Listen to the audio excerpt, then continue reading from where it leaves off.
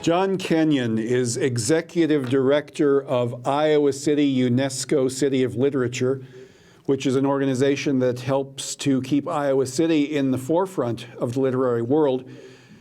And John is the man behind the upcoming Iowa City Book Festival, which is presented annually by the Iowa City UNESCO City of Literature. And it will be presented this coming weekend from Thursday, October 1st through Sunday, October 4th. So, John, let's start by having you tell us about the Iowa City Book Festival, what it consists of and what it's going to consist of this year. Sure. Well, the book festival is 4 days of readings, discussions, demonstrations, all really a celebration of the written word. We like to bring in nationally prominent authors from around the country. There's always a strong component of folks who have come through the Writers' Workshop at the University of Iowa who like to come back.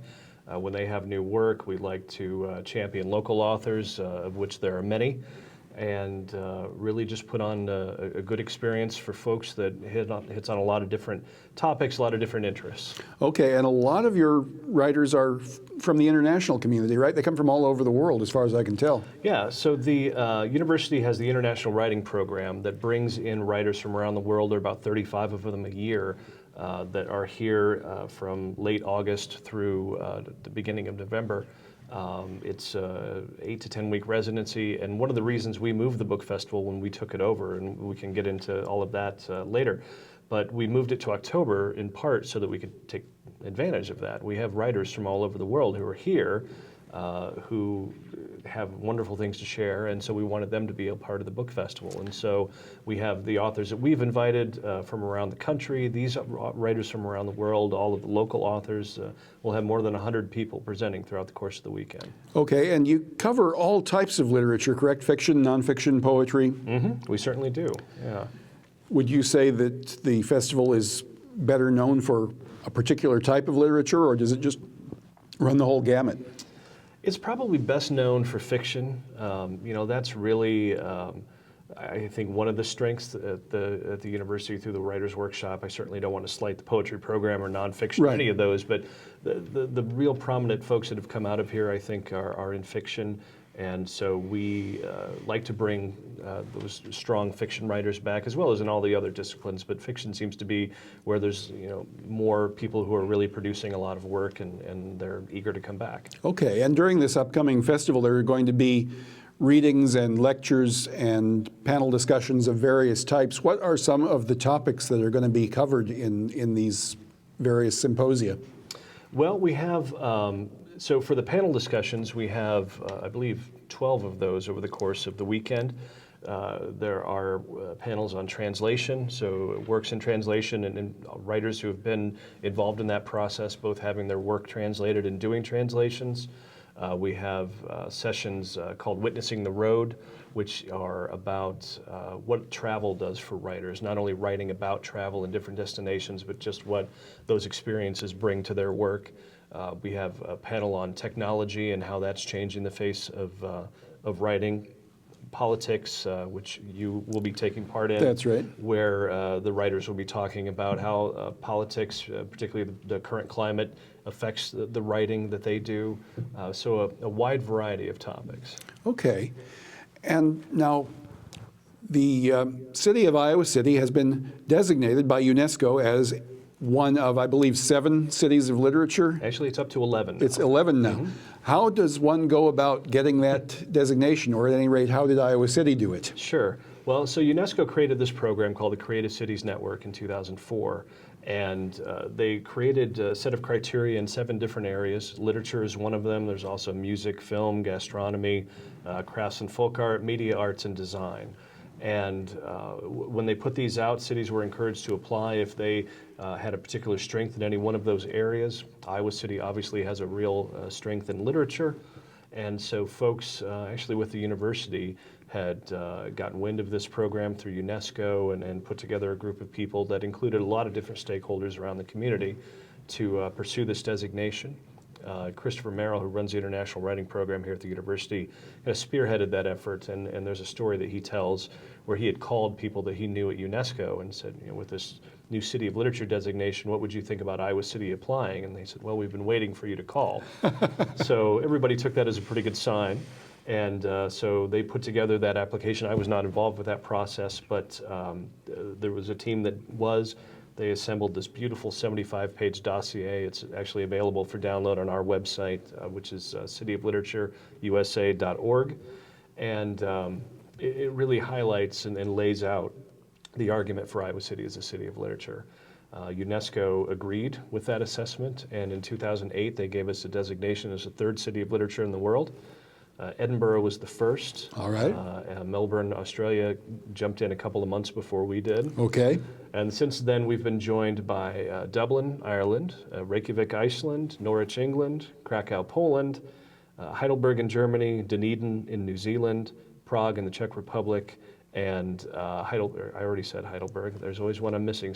Granada in Spain. So Okay. that's the 11 cities. All right, and those are all pretty significant cities. Iowa City is quite small but mighty compared to the rest of them. We are indeed. The interesting thing is when I'm talking with my colleagues or I go to international conferences, we may be small and look at a place like Melbourne with millions of people, but when we talk about Iowa City from a literary standpoint, people pay attention. They know who we are. They know what happens here. They know why we have the designation, and it's pretty wonderful to see. Okay. Now, have you been with City of Literature since its inception? I initially joined the board of the organization. I was working at the Corridor Business Journal at the time, and so the designation came at the end of 2008, and some of the key players with the university and the city were trying to figure out what to do next. And so they formed a board and started to populate that with different folks, and that's when I came on board in late 2009. We hired our first executive director in 2010, and she was with us for a couple of years and really helped us to get the organization off the ground, all the organizational things you have to do, started to kind of establish our programming footprint. She moved on in 2012, and I threw my hat in the ring, and the board decided to give me a shot, and 3.5 years later, here we are. Okay. And what does City of Literature do the rest of the year when you're not planning or executing this festival? Sure. Well, the planning and executing the festival takes quite a while, so Yeah. that's a big chunk of our time. But we also produce an annual children's book festival called One Book, Two Book. Right. That is in kind of late winter, early spring. There are it's kind of like a mini book festival in that we bring in some writers from outside as well as give a forum for local children's book authors, of which there are many. We also hold writing competitions through this. Last year we had 900 students from the Iowa City area submit written work that was evaluated by our friends at Pearson. And we have some events where we recognize those top performing students. We have a number of smaller programs throughout the course of the year. We have a program called Hawkeye Readers where we work with the Iowa football program. They put Hawkeye football players into elementary school classrooms to help students work on their reading. We have a program called Writers on the Fly, which is a video interview series with authors that we continue to populate throughout the course of the year. And then, of course, we're interacting with the other cities of literature, with UNESCO. That is kind of almost like an invisible part of it in some ways because it's not something that's in the forefront of what we're doing here locally, but we're trying to bring ideas and best practices and things back from those other cities, as well as to share what we're doing here with them, interacting with UNESCO and making sure that we have a seat at that table. And it's kind of a whirlwind of things. Okay, I take it that the other cities of literature have festivals analogous to this one, and they have much the same processes. You were talking about best practices. What are some of the best practices that you've learned over the past few years that were not in place when you started out as executive director or when you were involved before you reached the top spot? Sure. It's more about ideas that the cities have for sharing information about what's going on in the city. Those are the things that we have really taken. And actually, one thing that we have been able to share, there are folks at the University of Iowa, it's the Digital Studio for Public Humanities, who had put together an app for iPhones at the time. It's now a web-based app. And it has biographies of prominent writers who have been here, a map with different locations that are significant in their lives while they were here, that if you're walking around, you can say, okay, well, here's the Fox Head, what happened here? It's like, oh, all these amazing writers drank here after they got done writing. That's right. So things like that, and then we could show that to the other cities of literature, and they'd say, wow, that's a great way to do it. It's very interactive, so let's do that. Krakow in Poland has a program where they project poetry from their poets on the wall of a downtown building, and we have now all participated. All the cities of literature have contributed poems from our writers, so it's become this international showcase of poetry, and several of us, Iowa City included, are now looking for ways that we can do that here, to get the equipment, to get the program set up and solicit poems and things like that. So it's been a really great opportunity for us to hear about what these other cities are doing. And so much of it transcends culture. I mean, there are certain things that we might do or that Prague might do that might be more tied in with their culture that might not translate, but so much of it does translate really well, and it's been a good opportunity for us to learn about those things. Okay. And now with regard to the subject of writer procurement, obviously you've got a whole town full of writers to choose from, Mm-hmm. but I imagine you go outside of Iowa City to solicit other writers from various parts of the world. What's your process for that? How do you find the people that you want to invite? Sure. Well, it's kind of a multi-pronged process. We work a lot with the publishers who, have publishing schedules and publicity schedules and plans. So in the spring, we typically learn what the publishing schedules are for the major publishers, what books they're planning to put out, whether or not their authors are going to tour. If they're going to tour, will they be available through the Midwest? All of those things. So it's kind of a funnel. And there are a lot of great ideas that go in the top, and then there are a few things that pop out the bottom that actually work their way down to fit with our schedule and fit with theirs. So that's one part of what we do. So it's kind of a process of us identifying those things that we think would be a good fit for our festival if we're trying to emphasize anything in particular. A lot of it has to do with relationships that we as an organization have formed with writers. People who have been here before, for instance, Bonnie Jo Campbell, who's going to be speaking on the Sunday of the book festival, has been at the festival before. She was here in 2012 before my organization took it over. The festival was actually started by the University of Iowa Main Library, and it was in the summers. They ran it for 4 years and then handed it off to us. So this is the 7th year now.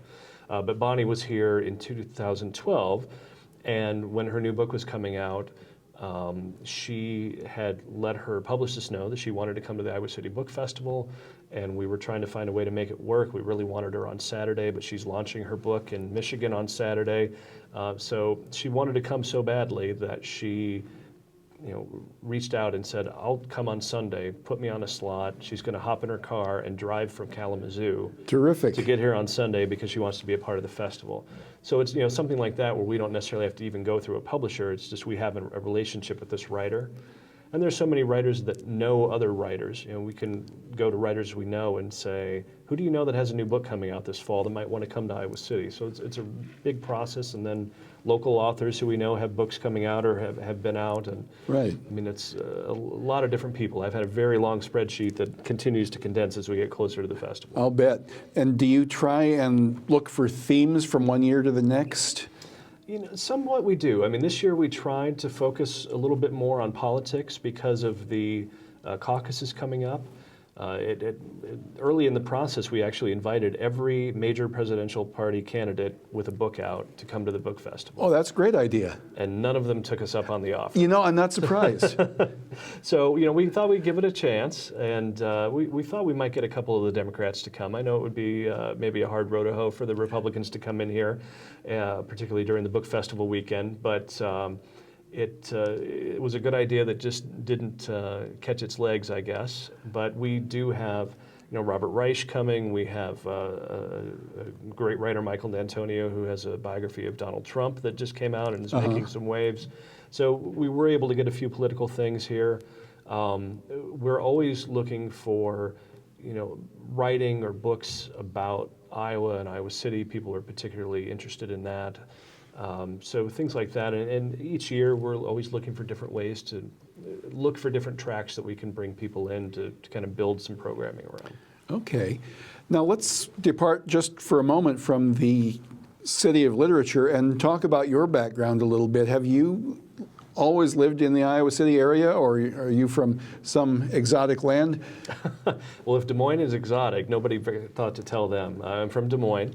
I grew up there, went to school there, and then came here to the University of Iowa for undergrad, and I earned a journalism degree, worked for the Gazette for a little while, and then went down to Ottumwa after I graduated and worked there for a year, and came back up and have been here ever since, about 25 plus years now. So. Yeah, the Ottumwa area has always had strong ties to journalism, and I don't quite know why, because it's a small town with not a lot of historical significance.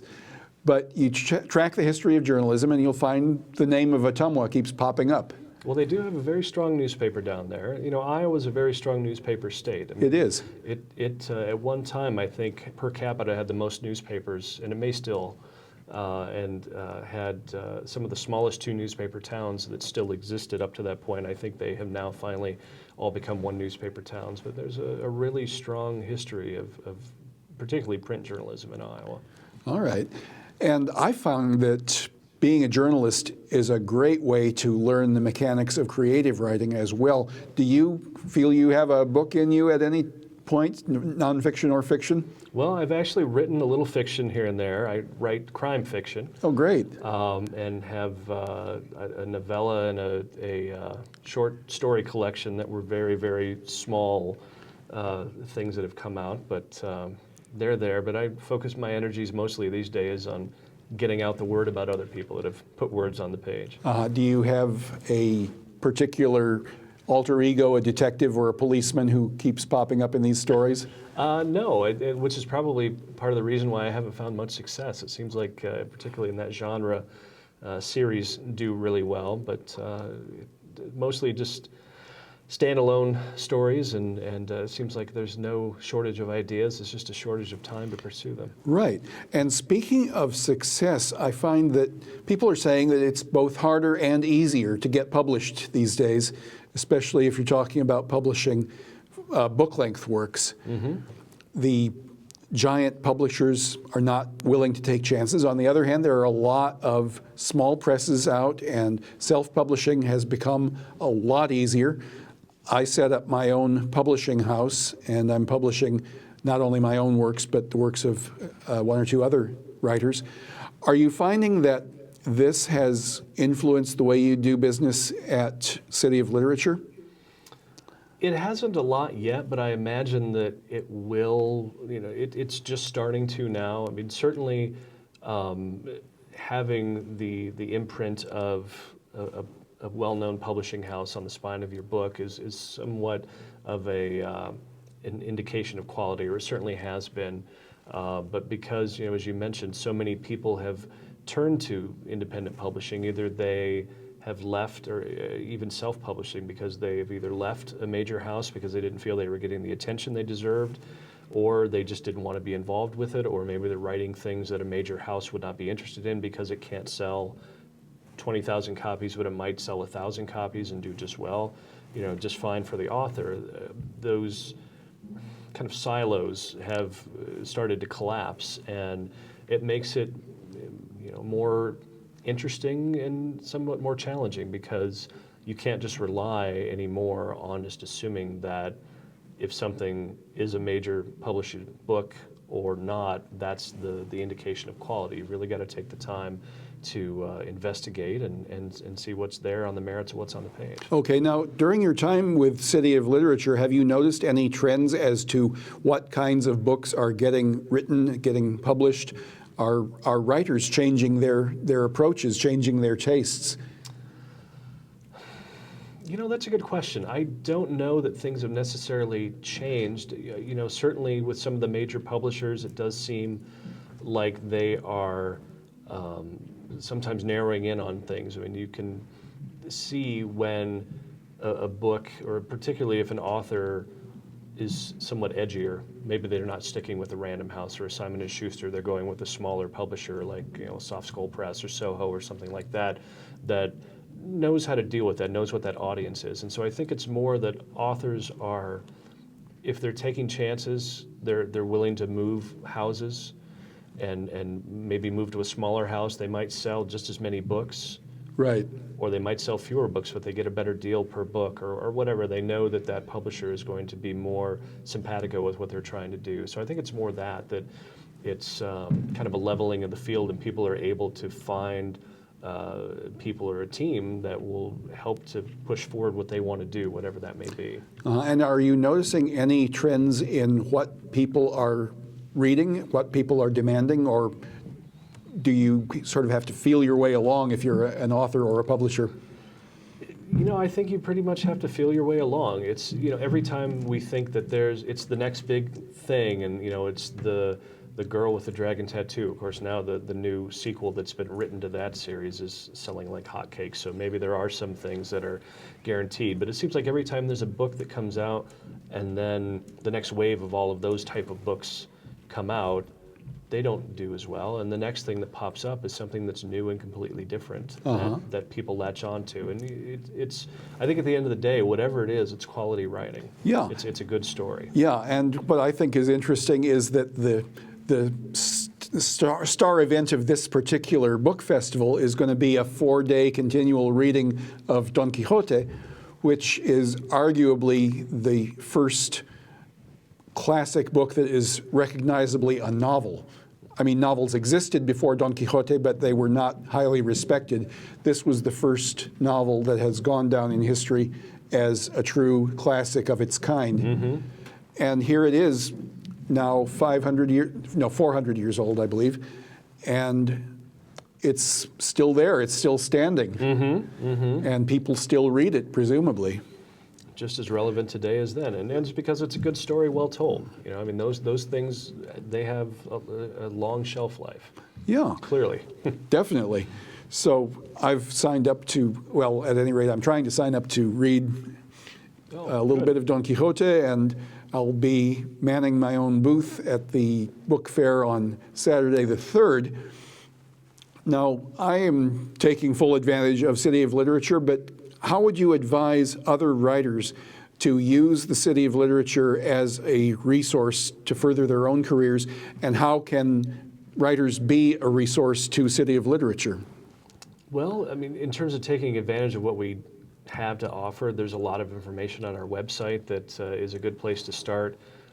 Just kind of learning about this literary culture. You know, not everybody is aware of all of the assets and resources that we have here, so that's a good place to start. And really paying attention to the calendar. I mean, I think that, you know, as a writer, one of the best things is to hear other people read, to talk with other people about what they're writing, to talk about your work, and there are amazing opportunities to do that. There are you know, open mic nights at Uptown Bill's. There are readings at Prairie Lights. We have a monthly event called Beer and Books at the Mill that runs on the second Tuesday of the month from 5 to 7 p.m. that I'll put a plug in for. That's just an opportunity for people in the literary community to get together and talk about their work or talk about a great book that they read. You know, any of those types of opportunities give you the chance to come up with new ideas or to enhance your ideas or to fine-tune them. And certainly taking part in the book festival, I mean, it is the biggest gathering of writers and people who love to read in this City of Literature all year. Right. So, you know, it again affords people the chance to really fully immerse themselves in that literary culture. Right. The website is cityofliteratureiusa.org, is that correct? And I guess the dance card is pretty well filled up for this year, but as a general thing, if you are early enough into the process, you can participate in City of Literature and the book festival to some extent at any rate, and it's not really all that expensive to do so. Is that correct? That is correct. I mean, like what you're doing with having a booth on the Ped Mall during the book fair, that's $125 this year. We are sold out now. We don't have any more room, or the fire marshals will come calling. But that is certainly a good opportunity. And we have, you know, as I mentioned my big spreadsheet before, we have a finite number of slots that we can fit people in the course of a day for readings. But we do love to hear from local authors, and we try to give people opportunities. It might not be this year, it might be next year, but to make sure that they can get in front of an audience as well. Right, and it's not just local authors. I recall that at last year's book fair, there were several people out there from all over the country who had come in particularly for this fair to show off their wares. They came in from neighboring states and so on. So it's a pretty good outlet because you at least get known. And that's another point that you made that I think is very relevant to writers and just people in the arts generally in the Iowa City area. If you wish to advance your career, you have got to put yourself out there and rub elbows with like-minded people, other artists, other writers, and getting involved with an organization such as City of Literature is a great way to do that. Just get yourself known, because a lot of your sales are going to come from people who know you. Isn't that right? That is certainly true, yes. Okay. And do you find that people are able to promote themselves pretty well through City of Literature? Can City of Literature be used as a springboard to make yourself better known nationally and perhaps internationally? And if so, how do you do that? Well, I mean, at this point, I would say it's probably easier to make yourself known locally through what we do. We do, through our website and through some other avenues that we have, try to let people who are in our audience know about what's going on here locally. I would say we're maybe not the best mechanism to try to get yourself known nationally, internationally yet, but we continue to develop tools and continue to raise our own profile, and I'm sure that's something that we'll certainly follow. Does there a lot of cross-pollination go on between you and the other cities of literature? There are a lot of, we communicate a lot, again, about things that we're doing, and we've done some of those projects like the one I mentioned earlier about the poetry project at Krakow, which is giving us an opportunity to get our poets out there. I mean, there are Iowa City poets now who are known to an audience in Krakow because they had their work projected on a wall, and there are other projects. There's a project in Dunedin that is very similar that we're pursuing here this fall, and some things that we've done with Dublin and Reykjavik in that way too. So as those opportunities pop up and as we add more cities to the network and increase those opportunities, and certainly there's some chances to do that. And I understand that translation is a big part of City of Literature also. It certainly is. I mean, the first 7 cities of literature were either Anglophone, or in the case of Krakow and Reykjavik, were in communities that, while it's not the first language, it's very much a strong second language. Well, that figures because Polish is so difficult that even the Poles can't speak it. So, now that we're adding, and even with Dunedin, obviously, as one of these cities, they are English speaking, but now we're bringing on Prague, so we have Czech, we have Spanish in Granada, we have German in Heidelberg, and so the need to make sure that the works that we're talking about can be read by audiences in all of those cities is certainly something that's important. So it sounds like cities of literature all over the world are growing at a good clip, and certainly Iowa City, as a city of literature, is gaining prestige and will gain more during the upcoming Iowa City Book Festival. Here's a write-up of it in Little Village magazine. You can get this booklet all over town. The City of Literature Book Festival is coming up starting on Thursday, the 1st of October, and John Kenyon here is the executive director of it. Thank you very much, John Kenyon, for showing up and telling us all about City of Literature and the Book Festival. And thank you all.